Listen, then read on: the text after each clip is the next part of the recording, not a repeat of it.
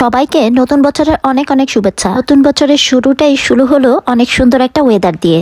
গতকাল রাত 12টায় ছিল সেই রকম ফায়ারওয়ার্কের সাউন্ড। রান্নাঘর থেকে এসে দেখি বাপ্পাটা দুজন মিলে গান করছে। তাদের পাপার যখন মুড অনেক ভালো থাকে তখন দেখা যায় সে গান করে। নতুন বছরটা সে গান করে নেয় আর কি। নতুন বছর বলে কথা, একটু ভালো মন্দ না খেলেই নয়। বছরটা আমাদের দেশীয় রিচ ফুড দিয়ে শুরু করলাম। গরুর মাংস ভুনা, মুরগির মাংস ভুনা আর পোলাও, তার সাথে ছিল সালাদ, কোক। নতুন বছরটা রান্নাবান্না করে আর খাওয়া দাওয়া করেই কাটিয়ে দিয়েছি।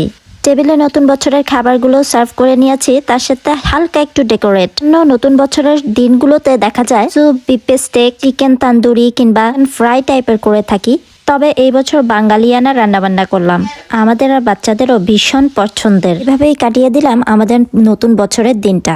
আপনাদের দিনটা কেমন কাটলো অবশ্যই কমেন্টস করে জানাবেন। সবার নতুন বছরটা অনেক সুন্দর কাটুক এই প্রত্যাশায় ভালো থাকবেন। আল্লাহ হাফেজ।